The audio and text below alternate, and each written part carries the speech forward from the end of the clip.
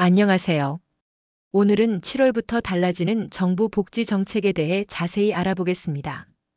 이번 변화는 60대 이상 어르신들과 저소득층 가정, 그리고 청년 세대까지 전방위적으로 혜택이 확대되는 매우 중요한 내용입니다. 먼저 이번 정책 변화의 배경을 간단히 설명드리겠습니다. 코로나 이후 경제적 어려움을 겪는 계층이 늘어나면서 정부는 복지 사각지대 해소와 지원 대상 확대에 집중하고 있습니다. 특히 물가 상승과 고령화 사회 진입으로 인해 기존 복지 제도의 한계가 드러나면서 이번 대폭적인 개편이 이루어지게 되었습니다. 오늘 다룰 내용은 크게 6가지입니다. 첫째, 기초생활수급 기준 상향 조정. 둘째, 긴급복지 지원 확대. 셋째, 출산과 교육급여 지원 강화. 넷째, 노인 맞춤 돌봄 서비스 업그레이드. 다섯째, 복지 통합 신청 시스템 도입. 마지막으로 청년 월세 지원과 건강검진 확대입니다. 각 정책별로 구체적인 변화 내용과 신청 방법, 그리고 실제 사례를 통해 어떤 분들이 혜택을 받을 수 있는지 상세히 알려드리겠습니다. 특히 놓치기 쉬운 신청 기한과 필요 서류까지 빠뜨리지 않고 설명해드릴 예정이니 끝까지 집중해 주시기 바랍니다. 첫 번째, 기초생활수급 기준 상향 소식입니다. 기초생활수급자 선정 기준이 대폭 완화되었습니다. 이는 많은 분들에게 희소식이 될 것으로 예상됩니다. 가장 핵심적인 변화는 중위소득 기준의 인상입니다. 구체적인 변화 내용을 살펴보겠습니다. 1인 가구의 경우 기존 207만 원에서 215만 원으로 8만 원이 상승했습니다. 2인 가구는 352만 원에서 364만 원으로, 3인 가구는 455만 원에서 471만 원으로, 4인 가구는 540만 원에서 556만 원으로 각각 인상되었습니다. 5인 가구 이상도 동일한 비율로 상향 조정되었습니다. 이러한 변화가 실제로 어떤 의미인지 구체적으로 설명드리겠습니다. 예를 들어 월 소득이 210만 원인 1인 가구가 있다고 가정해 보겠습니다. 기존 기준으로는 중위소득 207만 원을 초과하여 생계급여 대상에서 제외되었지만 새로운 기준으로는 215만 원 이하이므로 생계급여를 받을 수 있게 됩니다. 기초생활보장제도는 크게 4가지 급여로 구성됩니다. 생계급여는 중위소득 30% 이하, 의료급여는 40% 이하, 주거급여는 47% 이하, 교육급여는 50% 이하 가구에게 지급됩니다. 각 급여별로 선정 기준이 다르므로 한 가지 급여 대상이 아니더라도 다른 급여는 받을 수 있을 가능성이 있습니다. 실제 사례를 통해 살펴보겠습니다. 첫 번째 사례입니다. 서울에 거주하는 김할머니는 올해 72세로 혼자 살고 계십니다. 국민연금과 기초연금을 합쳐 월 45만 원의 소득이 있습니다. 기존 기준으로는 생계급여 대상이었지만 지원 금액이 부족하다고 느끼셨습니다. 새로운 기준 적용으로 생계급여 금액이 월 5만 원 정도 증액되어 생활에 실질적인 도움이 되고 있습니다. 또한 의료급여 일종 대상자로서 병원비 부담도 크게 줄었습니다. 두 번째 사례입니다. 부산에 거주하는 박 씨 가족은 4인 가구로 가장이 일용직으로 일하며 월 평균 530만 원의 소득을 올리고 있습니다. 기존에는 중위소득 540만 원에 근접하여 각종 급여 대상에서 제외되는 경우가 많았습니다. 하지만 새로운 기준으로 주거급여와 교육급여 대상이 되어 월 20만 원의 주거급여와 자녀 2명의 교육급여를 받게 되었습니다. 세 번째 사례입니다. 대구에 거주하는 이 씨는 2인 가구로 배우자가 치매를 앓고 있어 간병비 부담이 큰 상황입니다. 본인의 시간제 근무 소득이 월 350만 원 정도인데 기존에는 기준을 약간 초과하여 의료급여 대상이 아니었습니다. 새로운 기준 적용으로 의료급여 2종 대상이 되어 배우자의 치료비 부담이 크게 줄어들었습니다. 신청 방법에 대해서도 상세히 안내드리겠습니다. 기초생활보장급여 신청은 거주지 관할 읍면동 주민센터를 직접 방문하시거나 복지로 홈페이지를 통해 온라인으로 신청할 수 있습니다. 필요 서류로는 신청서, 금융정보 제공 동의서, 임대차 계약서, 소득 및 재산 관련 서류 등이 있습니다. 특히 주의하실 점은 소득 기준뿐만 아니라 재산 기준도 함께 충족해야 한다는 것입니다. 일반 재산 기준은 대도시 기준 6,900만 원, 중소도시 4,200만 원, 농어촌 3,500만 원입니다. 금융재산은 2천만 원, 자동차는 시가 표준액 기준으로 평가됩니다. 기존에 신청했다가 탈락하신 분들도 새로운 기준으로 다시 신청해 보시기 바랍니다. 특히 경계선상에 있던 분들은 이번 기준 완화로 수급 대상이 될 가능성이 높습니다. 신청 후 약 30일 이내에 결과를 통보받으실 수 있으며 승인되면 신청일로부터 급여가 지급됩니다. 다음은 긴급복지 지원 확대 소식입니다. 긴급복지 지원 제도가 대폭 확대되어 더 많은 분들이 혜택을 받을 수 있게 되었습니다. 긴급복지는 갑작스러운 위기 상황으로 생계 유지가 곤란한 가구에게 신속하게 지원하는 제도입니다. 주요 변화 사항을 구체적으로 살펴보겠습니다. 재산 기준이 대폭 완화되었는데 대도시 기준으로 일반 재산 한도가 기존 2억 원에서 2억 2천만 원으로 상향되었습니다. 중소도시는 1억 3천만 원에서 1억 4천3백만 원으로, 농어촌은 1억 1백만 원에서 1억 1천1백만 원으로 각각 인상되었습니다. 금융재산 기준도 크게 완화되었습니다. 기존 600만 원에서 900만 원으로 300만 원이나 상향되었습니다. 이는 예상치 못한 의료비나 생활비로 인해 저축을 어느 정도 사용한 가구도 지원받을 수 있도록 하기 위한 조치입니다. 소득 기준도 함께 살펴보겠습니다. 긴급복지 생계지원의 소득 기준은 중위소득 75% 이하입니다. 1인 가구 기준으로 월 161만 원, 2인 가구 273만 원, 3인 가구 353만 원, 4인 가구 417만 원입니다. 의료 지원의 경우 중위소득 120% 이하까지 확대되어 더욱 폭넓은 지원이 가능합니다. 긴급복지 지원 내용도 다양합니다. 생계지원의 경우 1인 가구 월 62만 원, 2인 가구 105만 원, 3인 가구 135만 원, 4인 가구 166만 원이 최대 6개월간 지원됩니다. 의료 지원은 300만 원 한도 내에서 본인 부담금을 지원하며 주거 지원은 대도시 기준 월 31만 원에서 46만 원까지 지원됩니다. 실제 사례를 통해 긴급복지의 활용 방법을 알아보겠습니다. 첫 번째 사례입니다. 인천에 거주하는 최 씨는 40대 직장인으로 가족 4명이 함께 살고 있었습니다. 그런데 갑작스럽게 교통사고를 당해 3개월간 입원 치료를 받게 되었습니다. 직장에서 무급휴직 처리되면서 소득이 중단되었고 의료비도 월 200만 원씩 발생했습니다. 적금 800만 원이 있어 기존 기준으로는 긴급복지 대상이 아니었지만 새로운 기준으로 금융재산 900만 원 이하에 해당되어 생계지원과 의료지원을 모두 받을 수 있게 되었습니다. 두 번째 사례입니다.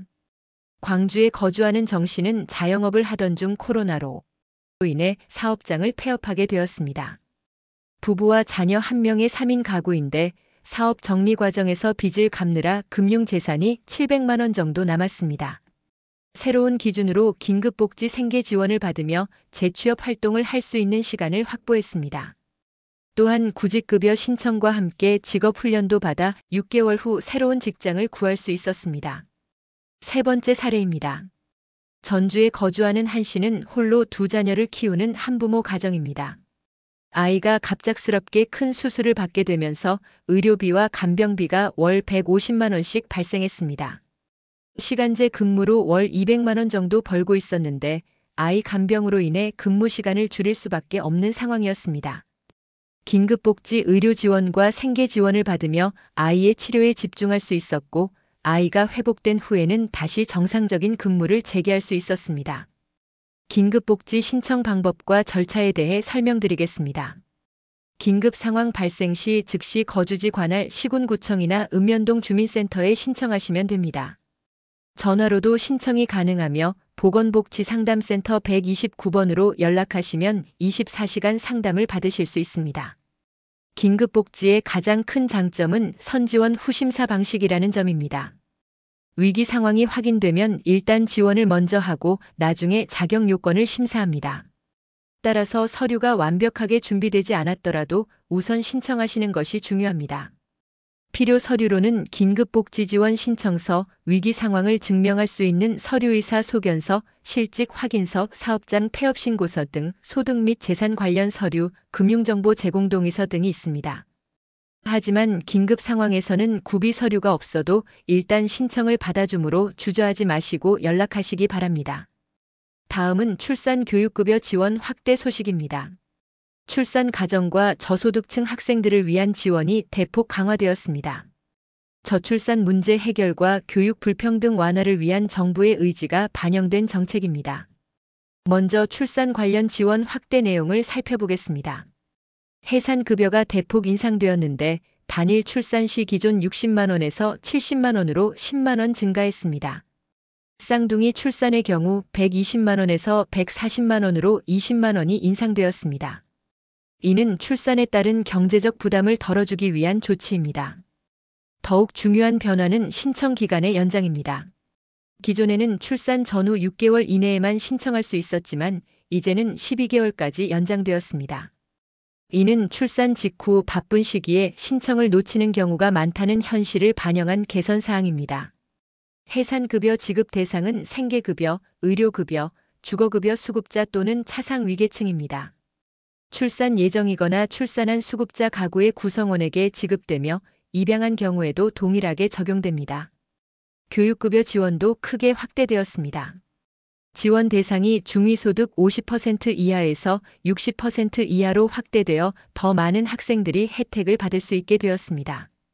4인 가구 기준으로 기존 270만 원 이하에서 334만 원 이하로 대상이 확대된 것입니다. 교육급여 지원 내용도 상세히 알아보겠습니다. 초등학생의 경우 교육활동 지원비로 연 33만 1천 원이 지급됩니다. 중학생은 연 46만 6천 원, 고등학생은 연 55만 4천 원입니다. 또한 교과서비와 부교재비도 별도로 지원되며 중고등학생의 경우 입학금과 수업료도 면제됩니다. 실제 사례를 통해 지원 효과를 살펴보겠습니다. 첫 번째 사례입니다. 수원에 거주하는 김 씨 부부는 둘째를 출산했습니다. 남편은 중소기업에서 근무하고 부인은 육아휴직 중인 상황에서 가계 소득이 월 320만 원 정도입니다. 4인 가구 기준으로 중위소득 60% 이하에 해당되어 해산급여 70만 원을 받았습니다. 또한 첫째 아이가 중학생인데 교육급여 대상이 되어 연 46만 6천 원의 교육활동 지원비와 교과서비를 지원받고 있습니다. 출산과 동시에 교육비 부담까지 줄어들어 경제적으로 큰 도움이 되었습니다. 두 번째 사례입니다. 창원에 거주하는 박 씨는 한부모 가정으로 고등학생과 중학생 자녀 2명을 키우고 있습니다. 시간제 근무로 월 280만 원 정도의 소득이 있는데 새로운 교육급여 기준으로 두 자녀 모두 지원 대상이 되었습니다. 고등학생 자녀는 연 55만 4천 원, 중학생 자녀는 연 46만 6천 원의 교육활동 지원비를 받게 되어 연간 100만 원 이상의 교육비를 절약할 수 있게 되었습니다. 특히 고등학생의 경우 입학금과 수업료까지 면제되어 실질적인 도움이 매우 큽니다. 세 번째 사례입니다. 제주에 거주하는 이 씨 부부는 쌍둥이를 출산했습니다. 자영업을 하는 남편의 소득이 불안정해서 월 평균 250만 원 정도입니다. 쌍둥이 출산으로 해산급여 140만 원을 받았는데 12개월 신청 기간 연장 덕분에 출산 후 9개월이 지나서야 신청했음에도 불구하고 지원을 받을 수 있었습니다. 육아용품 구입과 의료비 지출에 큰 도움이 되었습니다. 신청 방법과 절차에 대해 안내드리겠습니다. 해산급여는 거주지 관할 읍면동 주민센터에 신청하시면 됩니다. 필요 서류로는 해산급여 신청서, 출생증명서 또는 사산증명서, 의료기관에서 발급한 출산 관련 서류 등이 있습니다. 온라인으로는 복지로 홈페이지에서 신청할 수 있습니다. 교육급여는 학교나 거주지 관할 교육청, 읍면동 주민센터에서 신청할 수 있습니다. 학교에서 일괄 신청하는 경우가 많으므로 담임 선생님이나 행정실에 문의해 보시기 바랍니다. 개별 신청의 경우 교육급여 신청서, 가족관계증명서, 소득 및 재산 관련 서류가 필요합니다. 특히 교육급여의 경우 매년 3월과 9월에 정기 신청 기간이 있지만 수시로도 신청이 가능합니다. 소득 변동이나 가구원 변동이 있을 때는 언제든 신청할 수 있으므로 해당 시점에 즉시 신청하시기 바랍니다. 다음은 노인 맞춤 돌봄 확대 소식입니다. 노인 맞춤 돌봄 서비스가 한 단계 더 업그레이드되어 어르신들의 일상생활이 한결 편해질 것으로 예상됩니다. 고령화 사회에 대비한 정부의 핵심 정책 중 하나입니다. 노인 맞춤 돌봄 서비스의 주요 변화 사항을 살펴보겠습니다.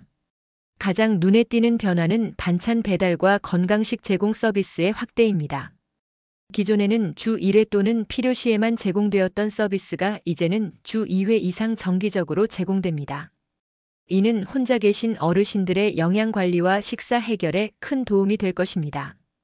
전화 말벗 서비스도 강화되었습니다. 기존에는 주 12회 안부 확인 차원에서 전화를 드렸다면 이제는 보다 체계적이고 정기적인 상담과 정서적 지원을 제공합니다. 전문 상담사가 어르신들의 건강 상태, 생활 패턴, 정서적 상태까지 종합적으로 파악하여 맞춤형 서비스를 제공합니다. 생활관리 지원 서비스도 확대되었습니다. 집안 청소, 세탁, 장보기 등 일상생활에 필요한 서비스를 보다 체계적으로 제공합니다. 특히 거동이 불편한 어르신들을 위해 병원 동행 서비스와 관공서 업무 대행 서비스도 새롭게 추가되었습니다. 기초연금도 소폭 인상되었습니다. 단독 가구의 경우 기존 35만 4천 원에서 36만 원으로 6천 원 인상되었고 부부 가구는 기존 56만 원에서 58만 원으로 2만 원 인상되었습니다. 금액 자체는 크지 않지만 매년 꾸준히 인상되고 있다는 점에서 의미가 있습니다. 노인 맞춤 돌봄 서비스의 대상자와 선정 기준에 대해 설명드리겠습니다. 만 65세 이상 기초연금 수급자 중에서 독거노인이거나 노인 부부만으로 구성된 가구 또는 노인과 장애인으로만 구성된 가구가 우선 대상입니다. 또한 치매, 중풍 등으로 돌봄이 필요한 어르신들도 포함됩니다. 서비스는 크게 안전지원, 사회참여, 생활교육, 일상생활 지원으로 구분됩니다. 안전지원에는 안전확인, 생활안전, 말벗 서비스가 포함되고 사회참여에는 사회관계 향상 프로그램과 자조모임 등이 있습니다. 생활교육은 신체건강, 정신건강, 인지활동 지원을 포괄하며 일상생활 지원에는 가사지원, 활동지원 등이 포함됩니다. 실제 사례를 통해 서비스 효과를 살펴보겠습니다. 첫 번째 사례입니다. 부천에 거주하는 78세 조할머니는 5년 전 남편을 여의고 혼자 살고 계십니다. 슬하에 자녀가 있지만 모두 멀리 살고 있어 자주 만나기 어려운 상황입니다. 노인 맞춤 돌봄 서비스를 신청한 후 주 2회 반찬 배달을 받고 있으며 매일 안부 전화를 받고 있습니다. 특히 혈압약을 깜빠먹는 일이 많았는데 생활관리사가 정기적으로 방문하여 복약 관리를 도와주고 있습니다. 또한 월 2회 병원 동행 서비스를 통해 정기 검진도 빠짐없이 받고 있어 건강관리에 큰 도움이 되고 있습니다. 두 번째 사례입니다. 천안에 거주하는 82세 김할아버지는 경미한 치매 초기 증상을 보이고 있습니다. 부인과 함께 살고 있지만 부인도 80세 고령이어서 돌봄에 한계가 있었습니다. 노인 맞춤 돌봄 서비스를 통해 주 3회 인지활동 프로그램에 참여하고 있으며 생활관리사가 주 2회 방문하여 간단한 운동과 두뇌 활동을 함께 하고 있습니다. 또한 부부 모두에게 반찬 배달 서비스가 제공되어 영양관리도 체계적으로 이루어지고 있습니다. 세 번째 사례입니다. 포항에 거주하는 75세 이할머니는 3년 전 중풍으로 쓰러진 후 거동이 불편해졌습니다. 아들 부부와 함께 살고 있지만 며느리도 직장을 다니고 있어 낮 시간 돌봄에 어려움이 있었습니다. 노인 맞춤 돌봄 서비스를 통해 평일 오전 3시간씩 생활관리사가 방문하여 식사 도움, 개인 위생 관리, 간단한 재활 운동을 도와주고 있습니다. 또한 주 2회 물리치료사가 방문하여 전문적인 재활치료도 받고 있어 거동 능력이 점차 향상되고 있습니다. 노인 맞춤 돌봄 서비스 신청 방법에 대해 안내드리겠습니다. 거주지 관할 읍면동 주민센터나 지역 노인복지관에서 신청할 수 있습니다. 또한 국민건강보험공단이나 지역별 노인 맞춤 돌봄 기관에 직접 문의하셔도 됩니다. 신청 후 대상자 선정을 위한 방문 조사가 이루어지며 어르신의 신체적, 정신적 상태와 돌봄 필요도를 종합적으로 평가합니다. 필요 서류로는 노인 맞춤 돌봄 서비스 신청서, 기초연금 수급 확인서, 건강보험증 사본, 의사소견서 등이 있습니다. 서비스는 신청 후 약 일주일 내에 시작되며 어르신의 상태에 따라 서비스 내용과 시간이 조정될 수 있습니다. 기초연금 인상에 대해서도 추가로 설명드리겠습니다. 기초연금은 만 65세 이상 어르신 중 소득 하위 70%에게 지급되는 연금입니다. 단독 가구는 월 소득 인정액이 213만 원 이하, 부부 가구는 340만 8천 원 이하일 때 수급 대상이 됩니다. 국민연금 가입 기간과 소득에 따라 지급액이 차등 적용되며 국민연금을 많이 받는 경우 기초연금이 일부 감액될 수 있습니다. 기초연금 인상은 매년 전년도 전국 소비자 물가 변동률을 반영하여 이루어집니다. 올해 인상률은 약 1.7%로 물가 상승을 어느 정도 반영한 수준입니다. 비록 금액이 크지는 않지만 기초연금은 노후 생활의 기본적인 생활비를 보장하는 중요한 제도이므로 지속적인 인상이 이루어지고 있습니다. 다음은 복지 통합 신청 시스템 도입 소식입니다. 복지 신청 절차가 혁신적으로 개선되어 이제는 한 번의 신청으로 여러 복지 서비스를 받을 수 있게 되었습니다. 복지로 홈페이지와 모바일 앱을 통한 원스톱 서비스가 본격적으로 시작되었습니다. 복지 통합 신청 시스템의 주요 특징을 살펴보겠습니다. 가장 큰 장점은 생계급여, 주거급여, 의료급여, 교육급여, 해산급여, 장제급여 등을 한 번에 신청할 수 있다는 점입니다. 기존에는 각각의 급여마다 별도로 신청해야 했고 담당 부서도 달라서 여러 번 방문해야 하는 불편함이 있었습니다.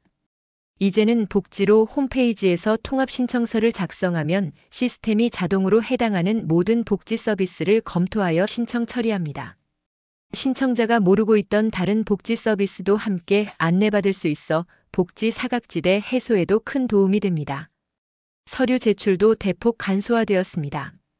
행정기관에서 확인할 수 있는 서류들은 자동으로 연동되어 별도 제출이 불필요합니다. 주민등록등본, 가족관계증명서, 건강보험료 납부 확인서 등은 신청자의 동의를 받아 시스템에서 직접 조회합니다. 이로 인해 제출해야 할 서류가 기존 대비 50% 이상 줄어들었습니다. 모바일 신청 기능도 대폭 강화되었습니다. 복지로 앱을 다운로드하면 언제 어디서나 간편하게 신청할 수 있습니다. 특히 사진 촬영을 통한 서류 제출 기능이 추가되어 필요한 서류를 스마트폰으로 촬영하여 바로 업로드할 수 있습니다. 음성 인식 기능도 도입되어 글씨 작성이 어려운 어르신들도 음성으로 신청서를 작성할 수 있습니다. 신청 진행 상황도 실시간으로 확인할 수 있습니다. 접수, 조사, 심사, 결정 등 각 단계별 진행 상황이 문자 메시지와 앱 알림으로 전송됩니다. 추가 서류가 필요한 경우에도 즉시 안내받을 수 있어 처리 기간을 단축할 수 있습니다. 실제 사례를 통해 시스템 활용법을 알아보겠습니다. 첫 번째 사례입니다. 대전에 거주하는 67세 박할아버지는 최근 아내를 여의고 혼자 살게 되었습니다. 국민연금만으로는 생활이 어려워 복지 서비스 신청을 알아보던 중 복지로 통합 신청 시스템을 알게 되었습니다. 처음에는 기초생활수급만 신청하려 했지만 시스템에서 기초연금, 노인 맞춤 돌봄 서비스, 에너지 바우처까지 신청 가능하다고 안내받았습니다. 한 번의 신청으로 4가지 서비스를 모두 신청했고 2주 만에 모든 서비스 승인을 받아 월 150만 원 상당의 지원을 받게 되었습니다. 두 번째 사례입니다. 울산에 거주하는 35세 김 씨는 갑작스러운 실직으로 경제적 어려움을 겪게 되었습니다. 아내는 둘째를 임신 중이고 첫째 아이는 초등학생인 4인 가구입니다. 스마트폰으로 복지로 앱을 다운로드하여 통합 신청을 했습니다. 생계급여, 주거급여, 교육급여, 임신 출산 진료비 지원까지 한 번에 신청했고 필요한 서류들도 스마트폰으로 촬영하여 업로드했습니다. 별도로 주민센터를 방문할 필요 없이 모든 절차를 온라인으로 완료했으며 승인 후에는 각종 급여가 자동으로 계좌에 입금되고 있습니다. 세 번째 사례입니다. 청주에 거주하는 29세 이 씨는 시각장애인으로 혼자 살고 있습니다. 기존에는 복지 서비스 신청을 위해 활동 보조인과 함께 여러 기관을 방문해야 했습니다. 새로운 통합 신청 시스템의 음성 인식 기능을 활용하여 혼자서도 쉽게 신청할 수 있게 되었습니다. 장애인 활동 지원 서비스, 장애수당, 장애인 일자리 지원 등을 한 번에 신청했고 진행 상황도 음성으로 안내받아 매우 만족하고 있습니다. 통합 신청 시스템 이용 방법을 자세히 안내드리겠습니다. 먼저 복지로 홈페이지에 접속하여 회원 가입을 합니다. 본인 인증은 공동인증서, 간편인증, 휴대폰 인증 등 다양한 방법을 지원합니다. 로그인 후 복지 서비스 신청 메뉴에서 통합 신청을 선택합니다. 신청서 작성 시에는 가구원 정보, 소득 및 재산 현황, 특별한 사정 등을 입력합니다. 시스템이 입력된 정보를 바탕으로 신청 가능한 복지 서비스를 자동으로 추천해 줍니다. 원하는 서비스를 선택하고 추가 정보를 입력한 후 신청서를 제출하면 됩니다. 서류 제출은 온라인 업로드, 우편 발송, 방문 제출 중에서 선택할 수 있습니다. 모바일 앱에서는 카메라 촬영을 통해 바로 업로드할 수 있어 더욱 편리합니다. 신청 후에는 나의 신청 현황 메뉴에서 진행 상황을 실시간으로 확인할 수 있습니다. 담당자 연락처도 제공되므로 궁금한 사항이 있을 때 직접 문의할 수 있습니다. 결정 통지서도 온라인으로 즉시 확인할 수 있으며 이의 신청이나 재신청도 같은 시스템에서 처리할 수 있습니다. 특히 어르신들을 위한 배려 사항도 많이 마련되어 있습니다. 글자 크기를 최대 200%까지 확대할 수 있고 고대비 화면 모드도 지원합니다.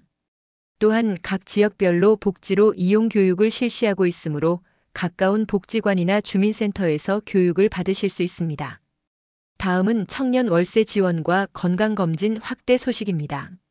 청년 세대를 위한 주거 지원과 전 연령층을 위한 건강검진 서비스가 대폭 확대되었습니다. 청년들의 주거비 부담 완화와 국민 건강 증진을 위한 정책입니다. 청년 월세 지원 사업의 주요 변화 사항부터 살펴보겠습니다. 지원 연령이 기존 만 19세에서 34세까지에서 만 19세에서 39세까지로 5년 연장되었습니다. 이는 혼인 연령 증가와 취업 시기 지연 등 사회 변화를 반영한 조치입니다. 39세까지 지원받을 수 있게 되어 더 많은 청년들이 혜택을 받을 수 있게 되었습니다. 지원금도 상향되었습니다. 기존 월 최대 20만 원에서 25만 원으로 5만 원 증액되었습니다. 연간으로 계산하면 60만 원의 추가 지원을 받을 수 있는 것입니다. 지원 기간은 최대 2년이며 소득 요건을 충족하면 연장도 가능합니다. 소득 기준도 완화되었습니다. 청년 본인 소득이 기준 중위소득 60% 이하이고 부모 소득이 기준 중위소득 100% 이하인 경우 지원 대상이 됩니다. 또한 혼인, 임신, 출산 등으로 독립이 필요한 경우에는 부모 소득 기준을 완화하여 적용합니다. 주거 조건도 명확히 정해져 있습니다. 임대차 계약을 체결하고 임차 보증금이 5천만 원 이하인 주택에 거주해야 합니다. 월 임대료는 60만 원 이하여야 하며 주거급여 수급자는 제외됩니다. 지원금은 실제 월세액과 지원 한도액 중 적은 금액으로 지급됩니다. 건강검진 확대 내용도 상세히 알아보겠습니다. 가장 주목할 만한 변화는 치매 선별 검사가 기본 검진 항목에 추가된 것입니다. 만 66세부터 2년마다 인지 선별 검사를 받을 수 있으며 검사 결과에 따라 정밀 검사나 치료까지 연계됩니다. 치매는 조기 발견이 매우 중요한 질병이므로 이번 확대는 큰 의미가 있습니다. 암검진 항목도 확대되었습니다. 기존 5대 암검진 위암, 대장암, 간암, 유방암, 자궁경 부암에서 폐암, 갑상선암 검진이 추가되어 7대 암검진으로 확대되었습니다. 폐암의 경우 만 54세 이상 고위험군을 대상으로 저설량 흉부 CT 검사를 시행하며 갑상선암은 만 40세 이상을 대상으로 초음파 검사를 실시합니다. 정신건강검진도 새롭게 도입되었습니다. 만 20세, 30세, 40세, 50세, 60세, 70세의 우울증 선별 검사를 받을 수 있습니다. 특히 노인 우울증과 청년 우울증이 사회 문제로 대두되고 있는 상황에서 매우 의미 있는 변화입니다. 실제 사례를 통해 지원 효과를 살펴보겠습니다. 첫 번째 사례입니다. 서울에 거주하는 28세 최 씨는 대학 졸업 후 취업 준비 중입니다. 부모님은 지방에 거주하시고 본인은 서울에서 고시원 생활을 하며 취업 준비를 하고 있었습니다. 월세 35만 원이 부담스러워 원룸으로 이사를 고려하던 중 청년 월세 지원 사업을 알게 되었습니다. 월 25만 원 지원을 받게 되어 실질적인 월세 부담이 10만 원으로 줄어들었습니다. 절약된 돈으로 교육비와 생활비를 충당할 수 있어 취업 준비에 집중할 수 있게 되었습니다. 두 번째 사례입니다. 부산에 거주하는 36세 박 씨는 프리랜서로 일하며 불안정한 소득을 올리고 있습니다. 기존에는 35세를 넘어 지원 대상이 아니었지만 연령 기준 확대로 지원을 받을 수 있게 되었습니다. 월 45만 원의 월세 중 25만 원을 지원받아 주거비 부담이 크게 줄었습니다. 안정적인 주거 환경 덕분에 일에 더 집중할 수 있게 되어 소득도 점차 늘어나고 있습니다. 세 번째 사례입니다. 대구에 거주하는 68세 김할아버지는 정기 건강검진에서 새로 도입된 치매 선별 검사를 받았습니다. 평소 깜빡깜빡하는 일이 많아 걱정하고 계셨는데 검사 결과 경도인지장애 초기 단계로 진단받았습니다. 조기 발견으로 인해 적절한 치료와 관리를 시작할 수 있게 되었고 인지 기능 저하 속도를 늦추는 데 성공하고 있습니다. 만약 검진을 통해 조기 발견하지 못했다면 치매로 진행될 가능성이 높았다는 의사의 소견을 받았습니다. 청년 월세 지원 신청 방법에 대해 안내드리겠습니다. 마이홈 포털 홈페이지나 청년 월세 한시 특별 지원 홈페이지에서 온라인으로 신청할 수 있습니다. 또한 거주지 관할 읍면동 주민센터에서도 방문 신청이 가능합니다. 신청 시 필요한 서류로는 청년 월세 지원 신청서, 임대차 계약서, 월세 이체 증빙 서류, 소득 관련 서류 등이 있습니다. 특히 온라인 신청의 경우 24시간 언제든 신청할 수 있어 편리합니다. 서류도 스캔하여 업로드하거나 스마트폰으로 촬영하여 제출할 수 있습니다. 신청 후 약 2주 정도 심사 기간을 거쳐 결과가 통보되며 승인되면 다음 달부터 지원금이 지급됩니다. 건강검진 확대 서비스 이용 방법도 설명드리겠습니다. 국가건강검진은 건강보험공단에서 주관하며 매년 12월에 다음 해 검진 대상자에게 검진표를 우편 발송합니다. 검진표를 받으면 가까운 검진기관에 예약하여 검진을 받으면 됩니다. 치매 선별검사는 만 66세부터 2년마다 받을 수 있으며 일반 건강검진과 함께 실시됩니다. 검사 시간은 약 30분 정도이며 간단한 인지 기능 검사와 상담으로 이루어집니다. 검사 결과 정밀 검사가 필요한 경우 관련 의료기관을 안내받을 수 있습니다. 암검진의 경우 연령별로 검진 주기가 다릅니다. 위암과 유방암은 만 40세부터 2년마다, 대장암은 만 50세부터 1년마다, 간암은 만 40세 이상 고위험군을 대상으로 6개월마다 검진을 받을 수 있습니다. 새로 추가된 폐암과 갑상선암 검진도 해당 연령이 되면 검진표가 발송됩니다. 정신건강검진은 생애전환기 건강진단과 함께 실시되며 우울증 선별검사와 상담으로 구성됩니다. 검사 결과에 따라 정신건강복지센터나 전문 의료기관을 연계받을 수 있어 조기 치료가 가능합니다. 지금까지 7월부터 달라지는 복지정책 변화 사항들을 자세히 살펴보았습니다. 기초생활수급 기준 완화부터 긴급복지 지원 확대, 출산과 교육급여 지원 강화, 노인 맞춤 돌봄 서비스 업그레이드, 복지 통합 신청 시스템 도입, 그리고 청년 월세 지원과 건강검진 확대까지 전방위적인 복지 혜택 확대가 이루어졌습니다. 이번 정책 변화의 가장 큰 특징은 지원 대상이 크게 확대되었다는 점입니다. 기존의 소득이나 재산 기준을 약간 초과하여 지원을 받지 못했던 분들도 이제는 혜택을 받을 수 있게 되었습니다. 또한 신청 절차도 대폭 간소화되어 복지 서비스 이용이 훨씬 편리해졌습니다. 복지 정책은 매년 변화하고 있으며 특히 신청 시기를 놓치면 지원을 받지 못하는 경우가 많습니다. 따라서 해당되는 분들은 반드시 적극적으로 정보를 찾아보시고 신청하시기 바랍니다. 이번 7월 변화는 노년층, 저소득층, 출산 가정, 청년 세대까지 전 연령층에 걸쳐 혜택이 확대되었기 때문에 더욱 주의 깊게 살펴보시기 바랍니다. 마지막으로 주변에 도움이 필요한 분들이 계시다면 오늘 들으신 내용을 꼭 전해주시기 바랍니다. 복지 사각지대 해소는 우리 모두의 관심과 참여로 이루어질 수 있습니다.